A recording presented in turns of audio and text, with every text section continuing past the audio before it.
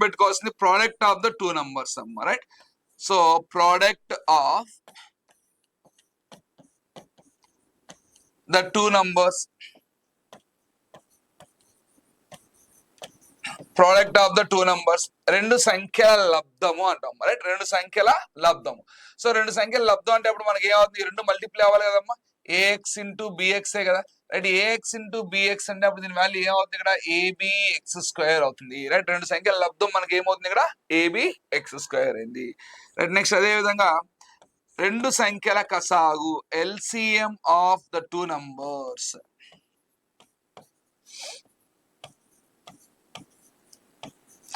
రెండు సంఖ్యల కసాగు, రైట్? మనము కసాగుని రాస్తున్నప్పుడు కసాగులో అంటే ఎల్సిఎం మనం ఫైండ్ చేస్తున్నప్పుడు అమ్మ, మనము రెండు రకాలుగా మనం ఎల్సిఎం చెప్తుంటాం. ఏంటంటే అవి, ఒకటి మల్టిప్లికేషన్ మెథడ్, ఒకటి సెకండ్ వన్ వచ్చేసి ఫ్యాక్టరైజేషన్ మెథడ్ ఒకటి. ఓకే, రెండు రకాలుగా మనం ఏం చేయొచ్చు అంటే కసాగ్ కనుక్కుంటూ వస్తాం అమ్మ. ఒకటేమో భాగాహార పద్ధతి ప్రకారం కసాగ్ కనుక్కుంటాము, ఇంకోటి ఏమో కారణాంకాల పద్ధతిని ఉపయోగించి కసాగను కనుక్కుంటాం. అయితే కారణాంకాల పద్ధతిని ఉపయోగించి మనం కసాగ్ కనుక్కున్నప్పుడు మన దగ్గర ఉన్నటువంటి ఆ విలువలన్నింటిలో కూడా మనం ఏం చేస్తాం అంటే ఎలాంటి ఉమ్మడి గుణకములు ఏ విధంగా చేస్తాము అంటే ఎలాంటి ఉమ్మడి గుణిజము ఉండకూడదు, రైట్? అంటే ఇప్పుడు ఇక్కడ మనం మెయిన్ గా గుర్తుపెట్టుకోవాల్సింది ఏంటంటే అలా లేనప్పుడు, అంటే ఎలాంటి ఉమ్మడి గుణిజాలు లేనప్పుడు మనకు కనిపించేటువంటి ప్రతి నంబర్ కూడా మనం ఏం చేస్తామంటే కసాగ్గా తీసుకుంటే వెళ్దాం. కసాగు వచ్చినప్పుడు నేను ఆ పాయింట్స్ అన్ని కూడా మీకు నీట్గా ఎక్స్ప్లెయిన్ చేస్తాను, ఇబ్బంది లేదు, రైట్? సో అంటే ఇప్పుడు ఏఎక్స్ బిఎక్స్ అయినప్పుడు కసాగ్ అంటే ఒకటే గుర్తుపెట్టుకోండి, ఈ దగ్గర నంబర్స్ ఉన్నప్పుడు నీకు అన్ని కనిపించి రాసుకుంటూ రావాలి. బట్ ఎప్పుడు ఇచ్చిన సంఖ్యలకి ఎలాంటి ఉమ్మడి కారణాంకాలు లేనప్పుడు, right? So number doesn't have any common factor at the time only the LCM is all the number, product of the all the numbers, right? So అప్పుడు ఏమవుతుంది ఇక్కడ, ఏ బి ఎక్స్ ఇవే కదా మనకు కనిపించేది, అంటే a into b into x, right? అయితే ఇలా రాయాలి అంటే a comma b comma x లు మనకి ఏమై ఉండాలమ్మా అంటే కో ప్రైమ్ నంబర్స్ అయి ఉండాలి. ఏ నంబర్స్ అయి ఉండాలి? కో ప్రైమ్ నంబర్స్ అయి ఉండాలి, సహప్రధాన సంఖ్యలు అయి ఉండాలి, సహప్రధాన సంఖ్యలు అయి ఉండాలి. ఏంటి కోప్రైమ్ నంబర్స్ అంటే ఏంటి? నంబర్స్ లో మనకు ఆల్రెడీ నేర్చుకోవాలి మనం ఈ టైంకి. కోప్రైమ్ నంబర్స్ అంటే రీసెంట్ గా జరిగినటువంటి మన తెలంగాణ కానిస్టేబుల్ ఫిలిమ్స్ లో కూడా మనం అడగడం జరిగింది. ఎస్ఏ ఫిలిమ్స్ లో అడిగాడు, రైట్? ఏమని అడిగాడు మనల్ని, which of the following is the perfect pair of coprime and something ఇంకోటి perfect numbers, right? Coprime or perfect numbers, right? కింది ఇచ్చిన సంఖ్యలలో ఏ జత లేదా ఏ సమితి మనకి ఒక శుద్ధ సంఖ్యని లేదా సహప్రధాన సంఖ్యల గురించి తెలుపుతుందని చెప్పాడు, రైట్? ఇలా ఇచ్చినప్పుడు మనకి ఆ టర్మినాలజీ అని కూడా ఎక్కడ నంబర్ సిస్టమ్ లో మనం ఆల్రెడీ దీని గురించి నేర్చుకుంటాం, రైట్? సో అయితే ఇప్పుడు చూడండి, ఇక్కడ కోప్రైమ్ అంటే ఏంటంటే దానికి ఎలాంటి ఉమ్మడి కారణాంకాలు ఉండకూడదు, రైట్? ఎలాంటి ఉమ్మడి కారణాంకాలు ఉండకూడదు అంటే సపోజ్ ఇప్పుడు ఎగ్జాంపుల్ చూడండి, నేను 4 తీసుకున్నాను, ఇక్కడ 5 గా తీసుకున్నాను, 7 గా తీసుకున్నాను అమ్మా. ఇప్పుడు ఈ మూడు సంఖ్యలు నాకు ఏ నంబర్ తో కూడా డివైడ్ అంటే కామన్ నంబర్ తో డివైడ్ కావాలి. 3 ఏవైనా 2గా అలా ఉండకూడదు, 3 పోకూడదు. చూడండి, అంటే ఆ మూడిట్లో నువ్వు ఏవైనా ఒక 2 నంబర్లు తీసుకో, ఆ 2 నంబర్లకి ఎలాంటి ఉమ్మడి కారణాంకం ఉండకూడదు, అంటే ఆ 2 సంఖ్యలు ఎలాంటి ఉమ్మడి ఏ కామన్ నంబర్ తో కూడా భాగించబడకూడదు. అలా ఉంటే అప్పుడు ఆ నంబర్స్ మనం ఏమంటే కోప్రైమ్ నంబర్స్ అంటారు, రైట్? సపోజ్ ఇప్పుడు మన నంబర్స్ ఇలా ఉన్నాయనుకోండి, 3,6,5 ఉంది. 3,6 అనేది కోప్రైమ్ నంబర్స్ కాదు కదా, ఎందుకని ఆ 2 సంఖ్యలు ఒక నంబర్ తో భాగించబడతాయి. ఏ నంబర్ తో? అవి 3తో భాగించబడతాయి కదా. అంటే అప్పుడు నాకు ఇక్కడ కోప్రైమ్ గా తీసుకోవచ్చు, కానీ కసాగు కట్టుకునేటప్పుడు మాత్రం ఎల్సిఎం ని ఫైండ్ చేసినప్పుడు మాత్రం ఎనీ ఆఫ్ ద 2 నంబర్స్ ని మీరు చెక్ చేసినప్పుడు అక్కడ కానీ కామన్ ఫ్యాక్టర్ గానీ లేకపోతేనే ఆ నంబర్స్ ని యాష్ గా ఇలా తీసుకుంటూ రావాలి.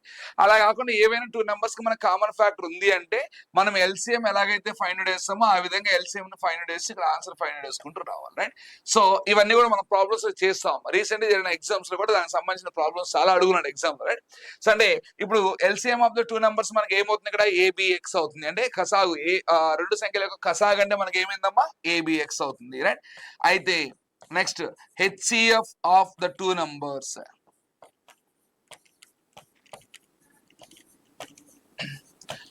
HCF of the two numbers right. రెండు సంఖ్యల గసాబా హెచ్సిఎఫ్ అంటే ఏంది, హైయెస్ట్ కామన్ ఫ్యాక్టర్ కదా. అంటే ఇప్పుడు ఆ రెండింటిలో ఏది కామన్ గా ఉంటుందో అదే కదా మన ఆన్సర్. ఇంకా ఇప్పుడు ఏఎక్స్ అండ్ బిఎక్స్ లో ఎవరు కామన్ గా ఉన్నది, ఇక్కడ ఎక్స్ కామన్ గా ఉంది కాబట్టి అంటే ఇప్పుడు ఆ రెండు సంఖ్యల యొక్క గసాబా మనకు దేనికి సమానం అయిందమ్మా, ఎక్స్ కి ఈక్వల్ అయింది రైట్. అయితే అయితే ఈ మూడింటికి సంబంధించి ఇప్పటికీ కూడా ఎగ్జామ్స్ లో క్వశ్చన్స్ అడుగుతూనే ఉన్నాడు రైట్. ఇక్కడ ఈ చెప్పరు, ఇక్కడ ఎక్స్ తీసుకోరు, కానీ ప్రోడక్ట్ ఆఫ్ ద నంబర్స్ వచ్చినప్పుడు మాత్రం డెఫినెట్ గా వాళ్ళు ఎక్స్ తీసుకొని ఆన్సర్ ఫైండ్ చేస్తారు. ఎందుకని, సో ముందే డిస్కస్ చేయాలా రైట్. ఇది బేసిక్ ఫస్ట్ పాయింట్ ఇదే మనకి రైట్. సో అంటే ఇక్కడ ఇప్పుడు మనం గుర్తుపెట్టుకోవాల్సింది, ఇప్పుడు ఇక్కడ ఏవైనా రెండు సంఖ్యలు మనకు కానీ A:B నిష్పత్తిలో ఉంటే ఆ రెండు సంఖ్యలను మనం వరుసగా AX మరియు BX గా రాయవచ్చు. ఆ రెండు సంఖ్యల మొత్తము అంటే X ఇంటూ A+B అవ్వాలి. ఆ రెండు సంఖ్యల భేదము అంటే X ఇంటూ A-B అవ్వాలి. ఇక్కడ మనకు స్ట్రైక్ అవ్వాల్సిన ఇంకొక పాయింట్ ఏంటంటే, నిష్పత్తి అనేది ధనాత్మకమా లేదా రుణాత్మక అనే ప్రశ్న మనకు వచ్చినప్పుడు నిష్పత్తి అనేది ధనాత్మకము కావచ్చు లేదా రుణాత్మకం కావచ్చు. అయితే ఎప్పుడు మనం దాన్ని చెప్పగలమో ధనాత్మకం రుణాత్మకం అంటే మనకి ఇచ్చిన డేటా ఏదైతే ఉందో ఆ డేటాను అనుసరించి మనం తీసుకోవాల్సిన ధనాత్మకం తీసుకోవాలా లేదా రుణాత్మకం తీసుకోవాలా అనేది మనం డిసైడ్ చేస్తాము రైట్. అదే విధంగా రెండు సంఖ్యల లబ్ధము అంటే ఆ రెండు సంఖ్యల లబ్ధము అంటే అప్పుడు మనం దేనికి సమానం అవ్వాలి, AB(x²) కి ఈక్వల్ అవ్వాలి. అదే విధంగా రెండు సంఖ్యల కసాగు అంటే A(B)(x) ఉండాలి. బట్ ఇక్కడ మనకి ABX మనకి ఏమై ఉండాలమ్మా, కో ప్రైమ్ నెంబర్స్ ఉండాలి. Any of the two numbers definite గా మీకు ఏమై ఉండాలంటే దానికి doesn't have any common factor right. మీరు తీసుకున్నప్పుడు ఆ numbers any of the two numbers మీరు తీసుకోండి, but the two numbers doesn't have any common factor right. అంటే మనకి ఇచ్చిన నెంబర్ లో ఏవైనా రెండు నెంబర్స్ గా మీరు తీసుకుంటే ఆ రెండు నెంబర్స్ కి ఎలాంటి ఉమ్మడి కారణాంకాలు ఉండకూడదు. అలా ఏమైనా ఉమ్మడి కారణాంకాలు కానీ ఉంటే ఖచ్చితంగా నువ్వు ఏం చేయాలి, అక్కడ మళ్ళీ దానికి ఎల్సిఎం ఫైండ్ అవుట్ చేసి అప్పుడే ఆన్సర్ ఫైండ్ అవుట్ చేయాలి రైట్. నెక్స్ట్ అదే విధంగా ఆ రెండు సంఖ్యలకి మనకు గసాబా అడిగాడు. గసాబా అడిగినప్పుడు మనకి ఏముంది, హెచ్సిఎఫ్ అంటే ఏంది, హైయెస్ట్ కామన్ ఫ్యాక్టరే కదమ్మా. అంటే ఆ రెండింటిలో ఏది కామన్ గా ఉంటుందో అదే కదా. ఇప్పుడు ఈ రెండింటిలో మనకి ఏది కామన్ గా ఉంది, ఇక్కడ ఎక్సే కదా రైట్. అంటే మన ఆన్సర్ ఏమవుతుంది, ఇక్కడ ఎక్స్ అవుతుంది రైట్. సో ఇప్పుడు దీనికి సంబంధించి ఒక చిన్న బేసిక్ కాన్సెప్ట్ తీసుకొని సాల్వ్ చేద్దాం రైట్. సపోజ్ ఇప్పుడు మనకి ఇక్కడ రెండు సంఖ్యల యొక్క నిష్పత్తి ఇచ్చాడు అనుకుందాం. నేను A:B వాల్యూ ఇచ్చాడు. సపోజ్ A:B వాల్యూ 3:2 అని ఇచ్చాడు అనుకుందాం రైట్. నెక్స్ట్ అదే విధంగా అతను ఏం చేశాడంటే అమ్మా, ఆ రెండు సంఖ్యల యొక్క ప్రోడక్ట్ మనకి ఇచ్చాడమ్మా. అంటే ఆ రెండు సంఖ్యల యొక్క లబ్ధం ఇచ్చాడు. రెండు సంఖ్యల యొక్క లబ్ధం మనకి ఎంత ఇచ్చాడంటే 96 ఇచ్చాడు అనుకుందాం రైట్. 96 ఇచ్చాడు అనుకోమ్మా. A:B వాల్యూ 96 అని ఇచ్చాడమ్మా రైట్. నెక్స్ట్ మనం ఏం కనుక్కోమంటే ఇంకా అతను వాటి యొక్క సమ్ ఫైండ్ అవుట్ చేయండి అంటున్నాడు రైట్. నెక్స్ట్ అదే విధంగా వాటి యొక్క డిఫరెన్స్ ఫైండ్ అవుట్ చేయండి అంటున్నాడు. నెక్స్ట్ అదే విధంగా వాటి యొక్క ఎల్సిఎం ఏమవుతుందో కనుక్కోండి అన్నాము. అదే విధంగా వాటి యొక్క హెచ్సిఎఫ్ ఏమవుతుందో కనుక్కోండి అన్నాము రైట్. సో అంటే ఇప్పుడు మనకి రెండు సంఖ్యల యొక్క నిష్పత్తి మనకి ఇచ్చాడమ్మా, A:B అని ఇచ్చాడమ్మా. ఆ రెండు సంఖ్యల యొక్క లబ్ధం మనకి ఇచ్చాడు. అయితే మనం గుర్తుపెట్టుకోవాల్సిన ఇప్పుడు ఏంటి, ఇక్కడ రెండు సంఖ్యలు మనకు 3:2 నిష్పత్తిలో ఉన్నాయి అంటే, రెండు సంఖ్యలు మనకి 3:2 నిష్పత్తిలో ఉన్నాయంటే వాటిని మనం ఎలా తీసుకోవచ్చు, ఇక్కడ 3x గా 2x గా తీసుకోవచ్చు. ప్రాక్టీస్ చేసిన వాళ్ళు తీసుకుంటాము. ప్రాక్టీస్ చేయకముందు మనం ఏం చేస్తాం, డైరెక్ట్ ఇప్పుడు రెండు సంఖ్యలు 3:2 ఉన్నాయి కాబట్టి 3x × 2x అంటే 6x² రాసుకుంటే వెళ్తాం right. ABX² formula right. So ఇప్పుడు మనకి ఇచ్చింది ఇక్కడ ఏందమ్మా కండిషన్, ఇక్కడ ఆ రెండు సంఖ్యల లబ్ధం ఇచ్చాడమ్మా. అందుకని ఫస్ట్ మనం ఏం చేస్తాం, ఇప్పుడు ఈ రెండు సంఖ్యలు మన దగ్గర ఏవైతే ఉన్నాయో వీటి యొక్క ప్రోడక్ట్ కనుక్కుంటే వెళ్దాం. అంటే వీటి యొక్క లబ్ధం ఏమవుతుందో కనుక్కోండి. ఇప్పుడు వీటి యొక్క ప్రోడక్ట్ అంటే మనం ఏం చెప్తాం, ఇక్కడ 3x × 2x కదమ్మా, 3x × 2x. అప్పుడు 3x × 2x అంటే దీని వాల్యూ ఏమైంది, ఇక్కడ 6x² అయింది కదా రైట్. అయితే ఇప్పుడు ఈ 6x² వాల్యూని మనం దేనికి ఈక్వల్ చేస్తున్నాం, ఇక్కడ 96 కి ఈక్వల్ చేస్తున్నాం. అప్పుడు 6 అయితే మనకి ఎన్ని టైమ్స్ వెళ్ళిపోతుంది, 16 టైమ్స్ వెళ్ళిపోతుంది. అప్పుడు x² మన దేనికి ఈక్వల్ అవుతుంది, 16 అయినప్పుడు x వాల్యూ మన దేనికి ఈక్వల్ అవ్వాలి, +r-4 కి ఈక్వల్ అవ్వాలి. ఇక్కడ కానీ మనం కానీ ఉత్త +4 కానీ తీసుకున్నట్టే ఇంకా ఎగిరిపోద్ది ఆన్సర్. ఇంకా ఇదే ఒకసారి ఎస్ఎస్సీలో మనం అడిగినటువంటి క్వశ్చన్. ఇది ఇంత చిన్న క్వశ్చన్ ఎందుకు అడిగింది ఎగ్జామ్ లో అనుకున్నాము చాలా మంది. ఎంత చిన్న క్వశ్చన్ ఎందుకు అడిగింది ఎగ్జామ్ లో, వాడికి ఏం పని పాడలేదా, ఇలాంటి క్వశ్చన్ అడిగాను అనవసరంగా కాంపిటీషన్ పెంచుతున్నాడు, స్కోర్లు ఎక్కువ పెంచుతున్నాడు రైట్.